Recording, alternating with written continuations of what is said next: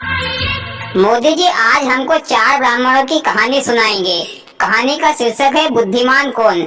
बहुत ही हास्यमयी कहानी है। अगर आपको कहानी अच्छी लगे तो वीडियो को लाइक जरूर करना। हाँ तो मोदी जी शुरू करो। हाँ तो भाइयों, एक प्राचीन समय की बात है। एक गांव था। उस गांव में चार ब्राह्मण रहते थे, जिसमें से तीन ब्राह्मण बहुत ही पढ़े लिखे थे, लेकिन एक ब्राह्मण पढ़ा लिखा नहीं था, पर वह बहुत होशियार था। पढ़ा लिखा इसलिए नहीं था क्योंकि वह गरीब घर से था, लेकिन वे चारों ब्राह्मण आपस में घनिष्ठ मित्र थे।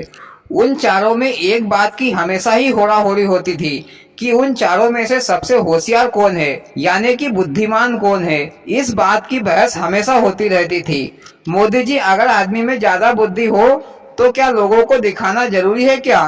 अरे अपने काम के हिसाब से अपने लिए यूज करो, और किसी को जरूरत हो तो ही उसको अकल दो। नहीं तो लोग यही जवाब देते हैं कि भैया अपनी अकल अपने पास रख, यहाँ हमारे सामने ज्यादा होशियार मत बन। पर भैया, आदमी का तो ये स्वभाव है कि उसमें जो भी कला या गुण होता है वह फोकट में ही तारीफ के चक्कर में लोगों को दिखाता फिरता रहता है। पर भैया, अक्लमंद लोग तो कला और बुद्धि का प्रदर्शन वही करते हैं जहाँ पर जरूरत हो, चाहे जहाँ नहीं करते।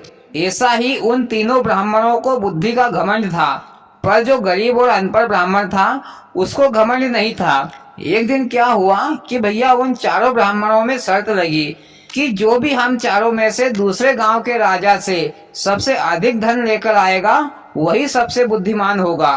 तो भैया वो तीनों ब्राह्मण तो बोलने लगे, हाँ हाँ क्यों नहीं, हम क्या किसी से कम पड़ते हैं क्या, चलो अभी चलो भले ही। पर भैया वो अनपढ़ ब्राह्मण था, वो कुछ नहीं बोला, बस चुपचाप ही रहा। दूसरे दिन भैया वो चारों ब्राह्मण दूसरे गांव के लिए निकल पड़े। चलते चलते 2 दिन हो गए। वे चारों ब्राह्मण एक घने जंगल में पहुंच गए।